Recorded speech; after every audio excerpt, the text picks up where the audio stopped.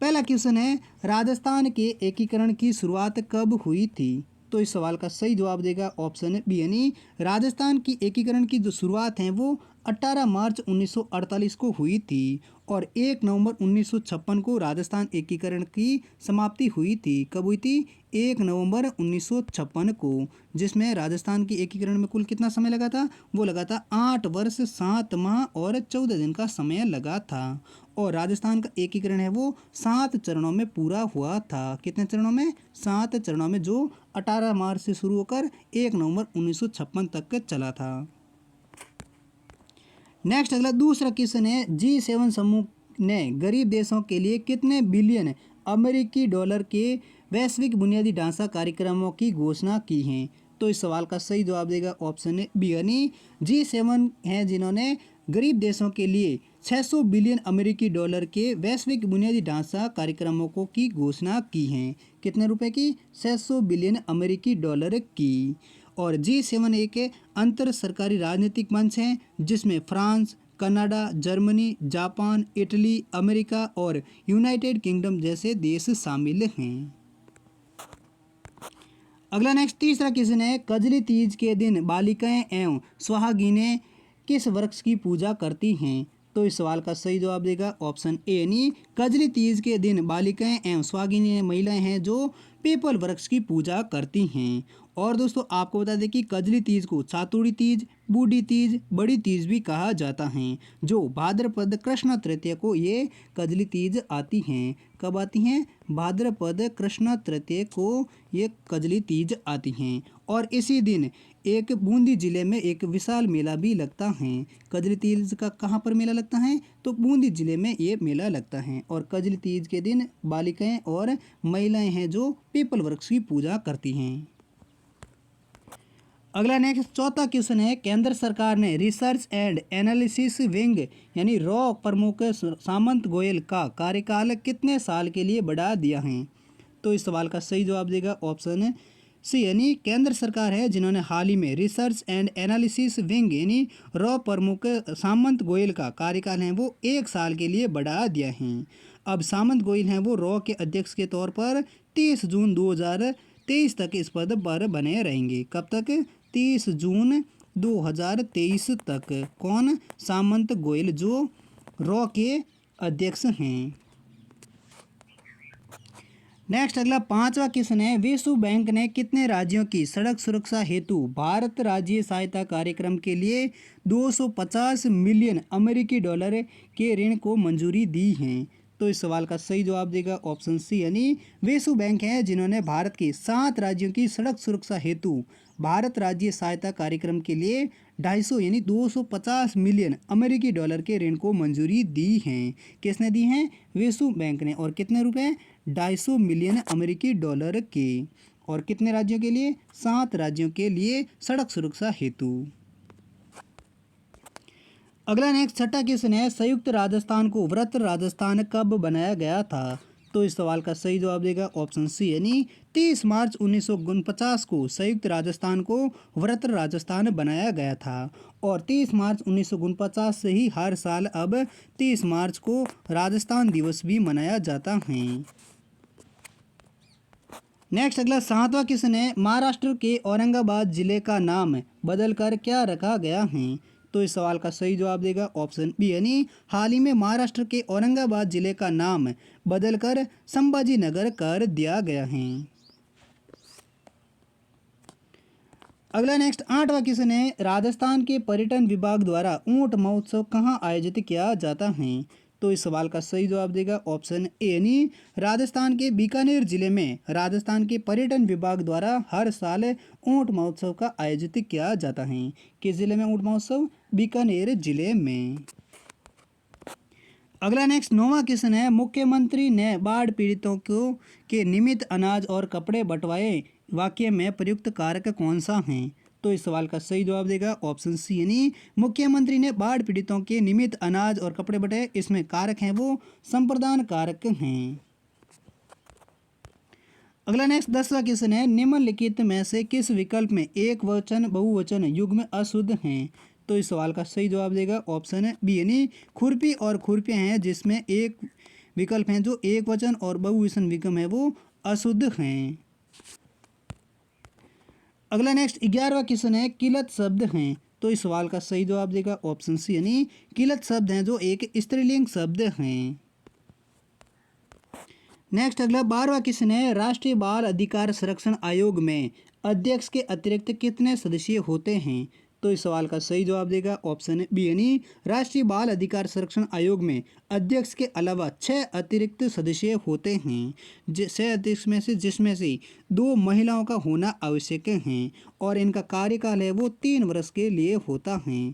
किनका? राष्ट्रीय बाल अधिकार संरक्षण आयोग में अध्यक्ष के अतिरिक्त जो सदस्य होते हैं जिनका कितना कार्यकाल होता है 3 वर्ष के लिए और अतिरिक्त कितने सदस्य होते हैं 6 होते हैं जिसमें 2 महिलाओं सदस्य होना आवश्यक हैं। अगला नेक्स्ट 13वां क्वेश्चन है हाल ही में कौन federation of international cricketers association की पहली महिला अध्यक्ष बनी हैं। तो इस सवाल का सही जवाब देगा ऑप्शन ए यानी ऑस्ट्रेलियाई क्रिकेटर लिसा स्टार्लेकर हैं जो federation of international cricket association की पहली महिला अध्यक्ष बनी हैं। कौन? लिसा स्टार्लेकर जो ऑस्ट्रेलिया की महान महिला क्रिकेटर हैं और जिनका जन्म है वो 13 अगस्त 1980 को भारत के महाराष्ट्र राज्य के पुणे शहर में हुआ था। अगला नेक्स्ट 14वां क्वेश्चन है हाल ही में किसे केंद्रीय प्रत्यक्ष कर बोर्ड यानी सीबीडीटी का नया अध्यक्ष नियुक्त किया गया है। तो इस सवाल का सही जवाब देगा ऑप्शन बी यानी नितिन गुप्ता हैं जिनको हाल ही में केंद्रीय प्रत्यक्ष कर बोर्ड यानी सीबीडीटी का नया अध्यक्ष नियुक्त किया गया है और केंद्र सरकार ने इंडियन रेवेन्यू सर्विस यानी आईआरएस ऑफिसर नितिन गुप्ता को ये पद दिया है। नितिन गुप्ता पहले किस पद पर थे? आईआरएस के पद पर यानी इंडियन रेवेन्यू सर्विस के पद पर थे। नेक्स्ट अगला 15वां क्वेश्चन है बाल अधिकार दिवस प्रतिवर्ष कब मनाया जाता है। तो इस सवाल का सही जवाब देगा ऑप्शन सी यानी 20 नवंबर को बाल अधिकार दिवस प्रतिवर्ष मनाया जाता है। अगला नेक्स्ट 16वां क्वेश्चन है निम्न में से किस क्रांति का संबंध मोटे अनाज के उत्पादन से है। तो इस सवाल का सही जवाब देगा ऑप्शन बी यानी मूंग क्रांति है जिसका संबंध है वो मोटे अनाज के उत्पादन से है। नेक्स्ट अगला 17वां क्वेश्चन है राज्य में न्यूनतम गोचर व चारागाह भूमि वाला जिला निम्न में से कौन सा है। तो इस सवाल का सही जवाब देगा ऑप्शन है बी यानी राजस्थान राज्य में न्यूनतम गोचर और चारागाह भूमि वाला जिला है वो श्री गंगानगर जिला है और श्री गंगानगर जिले में ही सर्वाधिक आंधियां भी चलती हैं। अगला 18वां क्वेश्चन है हाल ही में केंद्रीय मंत्री नितिन गडकरी ने भारत के किस राज्य में 9 राष्ट्रीय राजमार्ग परियोजनाओं का उद्घाटन किया है।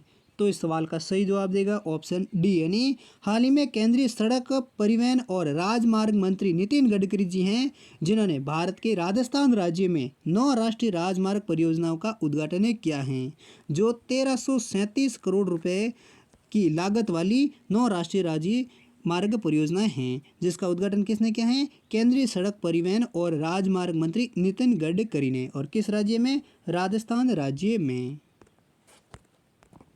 अगला नेक्स्ट 19वां क्वेश्चन है झारखंड और आंध्र प्रदेश के बाद कौन सा राज्य यूरेनियम खनन में प्रवेश करने वाला तीसरा राज्य बन गया है। तो इस सवाल का सही जवाब देगा ऑप्शन ए यानी राजस्थान राज्य है जो झारखंड और आंध्र प्रदेश के बाद यूरेनियम खनन में प्रवेश करने वाला तीसरा भारत का राज्य बन गए हैं। यानी यूरेनियम खनन के लिए पहले स्थान पर कौन सा है? झारखंड, दूसरे पर आंध्र प्रदेश, अब तीसरा है वो राजस्थान राज्य बन गए हैं और राजस्थान के सीकर के खंडेला इलाके में यूरेनियम खनन की कार्य हैं वो शुरू किया गया है। कहाँ पर? सीकर के खंडेला क्षेत्र में राजस्थान में यूरेनियम का खदान मिला है। अगला नेक्स्ट 20वां क्वेश्चन है जून 2022 में राजस्थान उच्च न्यायालय का मुख्य न्यायाधीश किसे नियुक्त किया गया है। तो इस सवाल का सही जवाब देगा ऑप्शन ए यानी न्यायमूर्ति सिंधे संभाजी शिवाजी हैं जिनको जून 2022 में राजस्थान उच्च न्यायालय का मुख्य न्यायाधीश नियुक्त किया गया है। और दोस्तों संविधान के अनुच्छेद 217 में कहा गया है कि उच्च न्यायालय की नियुक्ति है वो न्यायाधीशों की वो राष्ट्रपति द्वारा भारत के मुख्य न्यायाधीश तथा संबंधित राज्य के राज्यपाल की परामर्श से ही इनकी नियुक्ति की जाएगी। किसके द्वारा? राष्ट्रपति के द्वारा। और राष्ट्रपति है वो भारत के जो प्रमुख न्यायाधीश होता है उनकी और उनके राज्य की राज्यपालों की सलाह से ही किसी राज्य के न्यायाधीश की नियुक्ति करता है। अगला नेक्स्ट 21वां क्वेश्चन है, छोटो बच्चों को कहानी सुनाने से।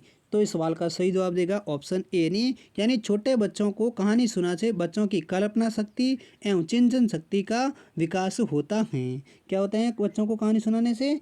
छोटे बच्चों की कल्पना शक्ति और चिंतन शक्ति का विकास होता है। अगला नेक्स्ट 22वां क्वेश्चन है, प्रसिद्ध डूंगरसाई ओढ़नी कहाँ की है। तो इस सवाल का सही जवाब देगा ऑप्शन ए नहीं, प्रसिद्ध डूंगरसाई ओढ़नी है वो राजस्थान के जोधपुर जिले की प्रसिद्ध हैं। अगला नेक्स्ट 23वां क्वेश्चन है, किस जिले में स्थित मियाँ का बाड़ा रेलवे स्टेशन जिसका नाम हाल ही में महेश नगर कर दिया है। तो इस सवाल का सही जवाब देगा ऑप्शन डी यानी बाड़मेर जिले में स्थित मियाँ का बाड़ा रेलवे स्टेशन है जिसका हाल ही में नाम बदलकर महेश नगर हॉल टिकट कर दिया गया है। क्या कर दिया है? महेश नगर हॉल टिकट, जो किस जिले में स्थित हैं? वो हैं बाड़मेर जिले में स्थित हैं, जिसका पुराना नाम है मियाँ का बाड़ा रेलवे स्टेशन। अगला नेक्स्ट 24वां क्वेश्चन है, reality shows India's got talent 2022 के विनर दिव्यांश और मनुराज का संबंध किन जिलों से हैं। तो इस सवाल का सही जवाब देगा ऑप्शन ए यानी reality shows India's got talent 2022 के विनर रहे दिव्यांश और मनुराज हैं वो जयपुर और डूंगरपुर जिले के भरतपुर जिले के रहने वाले हैं। और आपको बता दें कि शाहपुरा जयपुर का रहने वाला है दिव्यांश और भरतपुर का रहने वाला है मनुराज, जिन्होंने reality shows India's got talent 2022 का खिताब जीता है। अगला नेक्स्ट 25वां क्वेश्चन है, बीबी जरीना का मकबरा कहाँ स्थित है। तो इस सवाल का सही जवाब देगा ऑप्शन ए नहीं, बीबी जरीना का जो मकबरा है वो राजस्थान के धौलपुर जिले में स्थित हैं। नेक्स्ट अगला 26वां क्वेश्चन है, हवा महल के वास्तुविद कौन थे। तो दोस्तों इस सवाल का सही जवाब है वो आप कमेंट सेक्शन में लिखकर जरूर बताइए। यानी हवा महल के वास्तुविद कौन थे? ऑप्शन है विद्याधर भट्टाचार्य, लालचंद उत्साह, मंडन या नाथा। इन चारों में से हवा महल के वास्तुविद कौन थे ये आप कमेंट सेक्शन में लिखकर जरूर बताइए। नेक्स्ट अगला 27वां क्वेश्चन है, डाकण प्रथा को सर्वप्रथम गैर कानूनी कहाँ घोषित किया गया था। तो इस सवाल का सही जवाब देगा ऑप्शन बी यानी उदयपुर में 1853 ईस्वी में अप्रैल में मीणा और भील जनजाति में मुख्य रूप से प्रचलित डाकण प्रथा को सर्वप्रथम गैर कानूनी घोषित किया गया था। कहाँ पर है? उदयपुर में। और कब? 1853 में। और ये डाकण प्रथा है जो उदयपुर के मीणा और भील जनजाति में मुख्य रूप से प्रचलित थी। अगला नेक्स्ट 28वां क्वेश्चन है, बाल विवाह प्रतिषेध अधिनियम 2006 कब से लागू किया गया था। तो इस सवाल का सही जवाब देगा ऑप्शन बी यानी 1 नवंबर 2007 से बाल विवाह प्रतिषेध अधिनियम 2006 को लागू किया गया था। नेक्स्ट अगला 29वां क्वेश्चन है, केवलादेव घना पक्षी अभ्यारण्य राज्य के किस जलवायु प्रदेश में स्थित हैं। तो इस सवाल का सही जवाब देगा ऑप्शन डी यानी केवलादेव घना पक्षी अभ्यारण्य है जो राज्य के आर्द्र जलवायु प्रदेश में स्थित हैं। और आर्द्र जलवायु प्रदेश में आने वाले जिले हैं धौलपुर, सवाई माधोपुर, भरतपुर, कोटा, बूंदी, टोंक, दक्षिणी पूर्वी और चित्तौड़गढ़ का उत्तरी क्षेत्र भी इसी जलवायु क्षेत्र का हिस्सा हैं। और आर्द्र जलवायु क्षेत्र में 60 से 80 सेंटीमीटर तक की वर्षा होती हैं। कितनी होती हैं? 60 से 80 सेंटीमीटर की वर्षा होती हैं, जिसको आर्द्र जलवायु कहा जाता है। अगला नेक्स्ट 30वां क्वेश्चन है, राजस्थान के उत्तरी पश्चिमी रेगिस्तान की जलवायु है।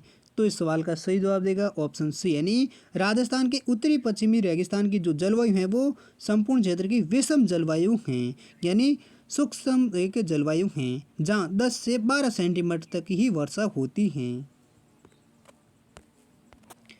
अगला नेक्स्ट 31वां क्वेश्चन है, प्राचीन नगर तक्षशिला निम्नलिखित में से किन के बीच अवस्थित हैं। तो इस सवाल का सही जवाब देगा ऑप्शन ए यानी सिंधु और झेलम नदी के बीच प्राचीन नगर तक्षशिला है वो स्थित हैं। और प्राचीन नगर तक्षशिला सिंधु और झेलम के बीच स्थित है। सिंधु नदी है वो तिब्बत के मानसरोवर के निकट चीन काबाऊ ग्लेशियर से निकलती हैं और भारत में लेह में प्रवेश करती हैं, फिर पाकिस्तान में तथा वहाँ से अरब सागर में गिर जाती हैं। कौन सी नदी? सिंधु नदी। और सिंधु और झेलम के बीच प्राचीन नगर तक्षशिला स्थित हैं। अगला नेक्स्ट 32वां क्वेश्चन है, वैज्ञानिक तथा औद्योगिक अनुसंधान परिषद के अध्यक्ष कौन होते हैं। तो इस सवाल का सही जवाब देगा ऑप्शन बी यानी भारत के प्रधानमंत्री हैं जो वैज्ञानिक तथा औद्योगिक अनुसंधान परिषद के अध्यक्ष होते हैं। और भारत का योजना आयोग का भी अध्यक्ष प्रधानमंत्री होता है। इसके अलावा राष्ट्रीय विकास परिषद, पुरातत्व विभाग, अंतरिक्ष विभाग के भी अध्यक्ष प्रधानमंत्री होता है। नेक्स्ट अगला 33वां क्वेश्चन है, जोधपुर रियासत के अंतिम शासक कौन थे? तो इस सवाल का सही जवाब देगा ऑप्शन सी यानी जोधपुर रियासत के जो अंतिम शासक थे वो थे उमेद सिंह थे। नेक्स्ट अगला 34वां क्वेश्चन है, पटवा की हवेली, सलीम सिंह की हवेली एवं नतमल की हवेली राजस्थान के किस जिले में स्थित हैं?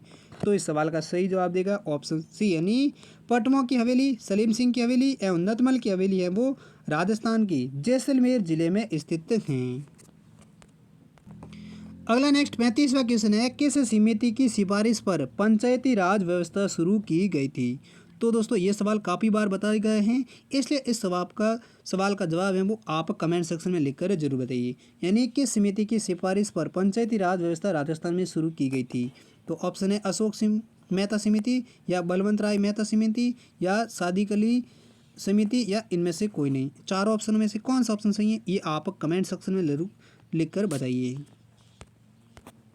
अगला नेक्स्ट 36वां क्वेश्चन है, सम्राट अकबर ने महाराणा प्रताप से समझौता करने के लिए प्रथम संदेश भाग के रूप में किसे भेजा था? तो इस सवाल का सही जवाब देगा ऑप्शन डी यानी सम्राट अकबर ने महाराणा प्रताप से समझौता करने की प्रथम संदेश भाग के रूप में जलाल खान को भेजा था। किसको भेजा था? जलाल